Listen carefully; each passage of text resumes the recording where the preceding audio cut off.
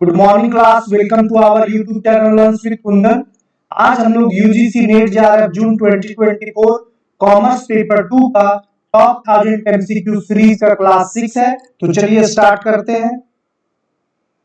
Question number 76, business ethics are primarily concern with.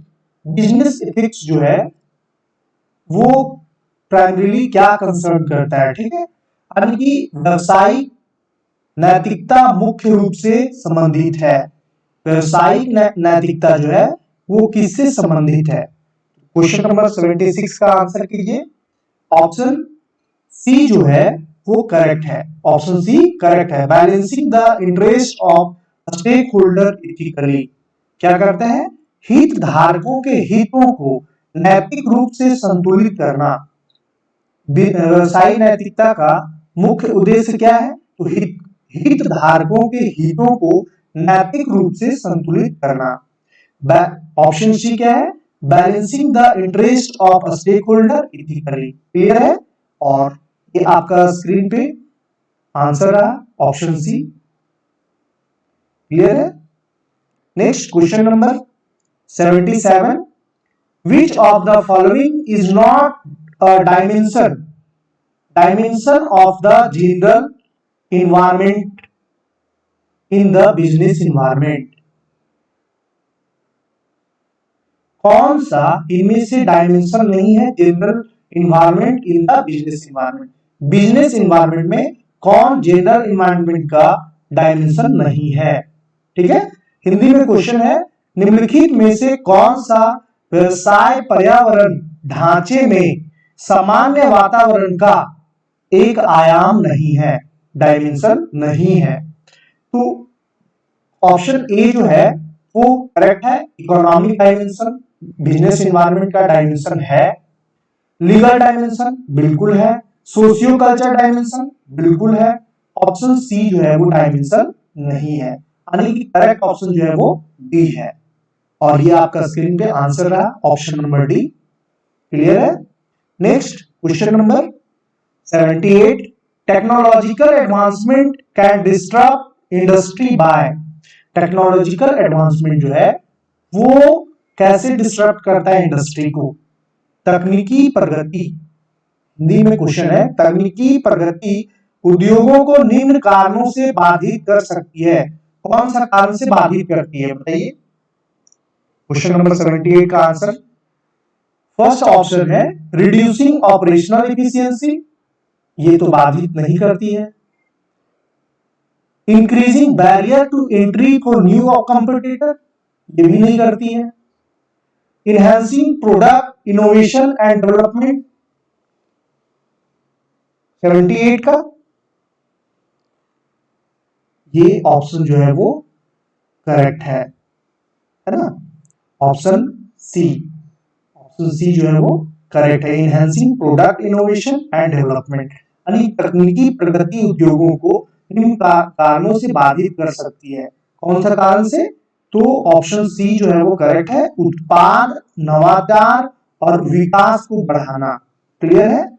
Enhancing product innovation and development, कोई doubt है इसमें? Next question number 79, which of the following is not a feature. अब इसमें not a feature बोल रहा है। Features of new industrial policy, new industrial policy का features कौन नहीं है? 79 में इंडस्ट्रियल पॉलिसी का फीचर कौन नहीं है? तो abolition of industrial licensing features है। Encouragement of foreign direct investment, ये भी है। Reservation of certain industry for the public sector, ये ऑप्शन सी जो है वो करेक्ट है। ये फीचर्स नहीं है, ये फीचर्स नहीं है, फीचर्स जो है वो नहीं है। किसका? न्यू इंडस्ट्रियल पॉलिसी 1991 का। ऑप्शन सी जो है वो करेक्ट है। ऑप्शन डी फीचर्स है, लिबरलाइजेशन ऑफ ट्रेड पॉलिसी। आपका स्क्रीन पे ये करेक्ट ऑप्शन रहा, ऑप्शन सी। क्लियर है? Next question number 80, which of the following is an example of an economic external factor? Economic external factor का कौन सा example है है ना। Economic external factor affecting business, external factor जो है वो कौन सा बिजनेस को अफेक्ट करता है, कौन एग्जांपल है बताइए। 80 का गवर्नमेंट रेगुलेशन जो है वो एक्सटर्नल फैक्टर है कंपनी का, जो बिजनेस को थोड़ा अफेक्ट करता है। क्या करता है? अफेक्ट करता है। क्लियर है? Option C government regulation. Clear है? Government regulation. Next, what is the purpose of balance sheet in financial accounting? Financial accounting में बैलेंस शीट का पर्पस क्या होता है बताइए। एक होता है अकाउंटिंग, एक होता है बुक कीपिंग। तो फाइनेंशियल अकाउंटिंग जो तैयार करते हैं उसमें बैलेंस शीट तैयार किया जाता है, ठीक है, और ये अकाउंटिंग के अंडर में आता है। और बैलेंस शीट का, फाइनेंशियल अकाउंटिंग में बैलेंस शीट का मेन पर्पस क्या होता है बताइए। तो to show the financial position of company at a specific point of time. क्या क्या पर्पस होता है? तो कंपनी का फाइनेंशियल पोजीशन को शो करता है। बैलेंस शीट क्या करता है? तो कंपनी के फाइनेंशियल पोजीशन को शो करता है। ऑप्शन सी जो है वो करेक्ट है। ये आपका स्क्रीन पे रहा ऑप्शन सी। क्लियर है? Next, question number 82, which of the following is an example of non renewable resources? Non renewable resources का एग्जांपल जो है कौन है बताइए। नॉन रिन्यूएबल रिसोर्सेज का एग्जांपल बताइए। 82 का नेचुरल गैस, ये नॉन रिन्यूएबल है, जैसे पेट्रोलियम है ना, पेट्रोलियम जो वो नॉन रिन्यूएबल रिसोर्सेज में आता है। क्लियर है? सोलर एनर्जी रिन्यूएबल है, विंड एनर्जी रिन्यूएबल है, जियोथर्मल रिन्यूएबल है। क्लियर है? ये आपका स्क्रीन पे आंसर सी जो है वो करेक्ट है। Question number 83, which one of the following is the main government agency responsible for development and monitoring international trade in India? कौन सा गवर्नमेंट एजेंसी जो है वो मॉनिटर करता है इंटरनेशनल ट्रेड को इंडिया में? तो डिपार्टमेंट ऑफ कॉमर्स जो है वो मॉनिटर करता है, ठीक है। निर्मला सीतारमण जो है वो फाइनेंस डिपार्टमेंट है, और कॉमर्स का में भी पीयूष गोयल जो है वो कॉमर्स डिपार्टमेंट का उनको मिला हुआ है। तो कॉमर्स डिपार्टमेंट जो है वो पीयूष गोयल के पास है, और डिपार्टमेंट ऑफ कॉमर्स जो है वो इंटरनेशनल ट्रेड को मॉनिटर करता है, ठीक है। तो आपको एग्जाम के पॉइंट ऑफ व्यू से ये रखना है कि इंडिया में इंटरनेशनल ट्रेड को मॉनिटर करने वाला डिपार्टमेंट ऑफ कॉमर्स है। क्लियर है? मिनिस्ट्री को एक बार आप कंफर्म करवा लीजिएगा। क्लियर है? नेक्स्ट, ये आपका स्क्रीन पे आंसर रहा department of commerce. Question number 84, the theory suggesting that the pattern of international trade are determined by factor endowment rather than productivity was propounded by which one of the following? कौन जो है वो ये theory दिया था? कौन सा theory? यह सिद्धांत बताता है कि अंतरराष्ट्रीय व्यापार के पैटर्न उत्पादकता के बजाय कारक बंदोबस्ती द्वारा निर्धारित होते हैं। निम्नलिखित में से किसके द्वारा प्रतिपादित किया गया था बताइए। ये आपका थ्योरी जो है वो हैक्चर एंड बर्टिन कोलिन का थ्योरी है, ठीक है। ऑप्शन सी जो है वो करेक्ट है, ऑप्शन सी करेक्ट है, और ये आपका स्क्रीन पे ऑप्शन सी रहा, ठीक है। Next, question number 85, in which one of the following modes of entry into foreign market are risk and profit potential the highest? Risk है बट प्रॉफिट पोटेंशियल जो है वो बहुत ही अच्छा है, हाईएस्ट है। कौन सा फॉरेन मार्केट में? मेन क्वेश्चन क्या है कि entry into foreign market, foreign market में एंट्री करने के लिए कौन सा वे जो है वो सबसे अच्छा है, जिसमें प्रॉफिट का पोटेंशियल जो है वो बहुत ही हाईएस्ट है, और रिस्क भी हाई है, रिस्क भी हाई है। बताइए कौन सा है? तो ऑप्शन बी, डायरेक्ट इन्वेस्टमेंट। क्या है? Direct investment. नेक्स्ट, ऑप्शन आपका स्क्रीन पे बी जो है वो करेक्ट है, डायरेक्ट इन्वेस्टमेंट। नेक्स्ट, आपका स्क्रीन पे question number 86, which one among the following has the largest share of export from India? Export में लार्जेस्ट शेयर जो है वो इंडिया में इसका है, बताइए एक्सपोर्ट में इंडिया जो है निम्नलिखित में से किसका भारत से निर्यात में सबसे बड़ा हिस्सा है, एक्सपोर्ट करता है, भारत में सबसे ज्यादा एक्सपोर्ट क्या किया जाता है ना, यानी कि भारत से सबसे ज्यादा क्या चीजें बेची जाती है, भेजा जाता है, और इंपोर्ट का मतलब होता है लाया जाता है, ठीक है। तो भारत से क्या भेजा जाता है सबसे ज्यादा, बताइए। तो रत्न और आभूषण जो है वो सबसे ज्यादा भेजा जाता है, ठीक है। ऑप्शन बी जो है वो करेक्ट है, जेम्स एंड ज्वेलरी। क्लियर है। नेक्स्ट क्वेश्चन आपका स्क्रीन पे आंसर दिख रहा होगा, James and jewellery. Next option question number 87 assertion और रीजनिंग का क्वेश्चन है। आप क्वेश्चन को ध्यान से पढ़िए। बोलता है assertion है कि comparative cost theory is static in character।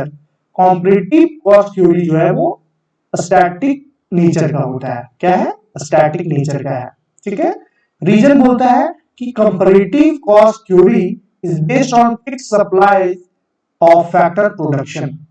Clear है। तो ऑप्शन ए जो है, A is correct but R is incorrect, R is incorrect but A is incorrect. R is correct but A is incorrect. Option C है both A and R are correct but R is not the correct explanation of A। और option D जो है both A and R correct and R is the correct explanation of A। बताइए इनमें से कौन जो है वो करेक्ट है। तो ऑप्शन डी जो है वो करेक्ट है, ऑप्शन डी करेक्ट है। यानी कि comparative cost theory is static in character होता है, ये क्या होता है, स्टैटिक होता है, ठीक है। और comparative cost theory is based on fixed suppliers of factor of production, ठीक है। ऑप्शन डी जो है वो करेक्ट है और इसका ऑप्शन देखिए आपका स्क्रीन पे आया, ऑप्शन डी। क्लियर है। Next question number 88 assertion A in 1991 government decide to allow all foreign investment to any industry without any restriction। 1991 में government decide to allow all foreign investment to any industry without any restriction. और reason बोलता है कि government has enhance the investment limit of small scale industrial unit, ठीक है। तो question number 88 का answer बताइए। फिर उसी तरह से है आपका कि both A and R are true और R is the correct explanation of A. Both A and R are true but is not correct explanation of A. और ऑप्शन सी है A is true but R is false और option A is false but R is true. बोलता है कि foreign investment में any industry without any restriction, कोई restriction नहीं था, ऐसा नहीं था। यानी कि ऑप्शन आर जो है वो रीजन जो है वो सही है, government has enhance the investment limit of a small scale industry unit. तो ऑप्शन डी जो है वो करेक्ट ऑप्शन है और ये आपका स्क्रीन पे रहा option D, A is false but R is true. Clear है। Next question number 89 globalisation is the term used to describe process of removal of restriction on which of the following, है ना। अब restriction को, globalisation जो है वो क्या restriction को रिमूव करते हैं, है ना। लिबरलाइजेशन में ना हम रेस्ट्रिक्शन को रिमूव करते थे। तो बताइए ग्लोबलाइजेशन में किस रेस्ट्रिक्शन को रिमूव किया जा रहा है, फॉरेन ट्रेड को, इन्वेस्टमेंट को, नन ऑफ द अबव को। ऑप्शन करेक्ट ऑप्शन को चूज कीजिए। तो ऑप्शन ए और सी, ऑप्शन ए फॉरेन ट्रेड और ऑप्शन सी इन्वेस्टमेंट, दोनों जो है वो करेक्ट ऑप्शन है। तो इसलिए आपका ये स्क्रीन पे रहा option B, both A and C. Clear है। नेक्स्ट क्वेश्चन नंबर 90 और ये आज का लास्ट क्वेश्चन है। तो क्वेश्चन जो है बड़ा है थोड़ा, आप क्वेश्चन को ध्यान से पढ़िए और करेक्ट ऑप्शन को चूज कीजिए।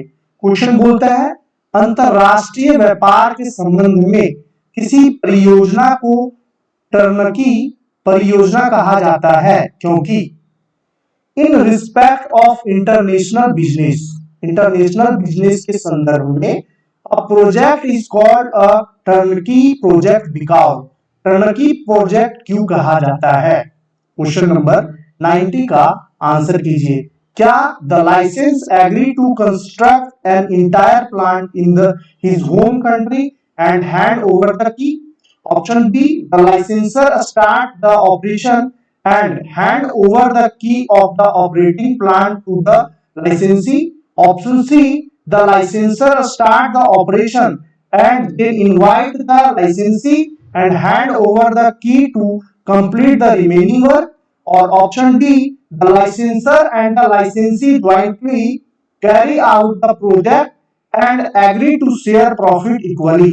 तो ऑप्शन सी जो है वो करेक्ट है। The licensor and the licensee jointly carry out the project. दोनों जो है लाइसेंसर और लाइसेंसी जो है दोनों प्रोजेक्ट को कैरी आउट करते हैं और शेयर को इक्वली, प्रॉफिट को इक्वली जो है वो शेयर कर लेते हैं। प्रॉफिट को इक्वली क्या करते हैं, शेयर कर लेते हैं। तो ऑप्शन सी जो है वो करेक्ट ऑप्शन है। और क्वेश्चन हिंदी में आपका अवेलेबल है स्क्रीन पे। आप अगर इंग्लिश में नहीं समझ में आ रहा होगा तो हिंदी में पढ़िए क्वेश्चन को और ध्यान से आंसर कीजिए। ऑप्शन डी जो है वो करेक्ट है। लाइसेंसर यानी कि लाइसेंस दाता और लाइसेंसी लाइसेंस धारी। क्लियर है। तो ऑप्शन डी जो है वो करेक्ट है। देखिए आपको स्क्रीन पे दिख रहा होगा option D, licensor and the licensee jointly carry out the project and agree to share profit equally. कोई डाउट इसमें? शेयर को इक्वली प्रॉफिट पे इक्वली जो है वो बांट लेता है। कौन? लाइसेंसर एंड लाइसेंसी। क्लियर है। तो आज का लास्ट क्वेश्चन था ये। आपको वीडियो अगर अच्छा लगा हो तो वीडियो को लाइक कीजिएगा, सब्सक्राइब कीजिएगा चैनल को और शेयर कर दीजिएगा वीडियो को, जिससे नीडी पर्सन को हेल्प हो सके। और अगर आपको किसी भी टॉपिक में डाउट आता है तो आप कमेंट के माध्यम से उस टॉपिक को लिख सकते हो। उस टॉपिक पे पार्टिकुलर वीडियो बना करके हम उस डाउट को क्लियर करने का ट्राई करेंगे। तब तक के लिए आप अपना ख्याल रखिए। धन्यवाद।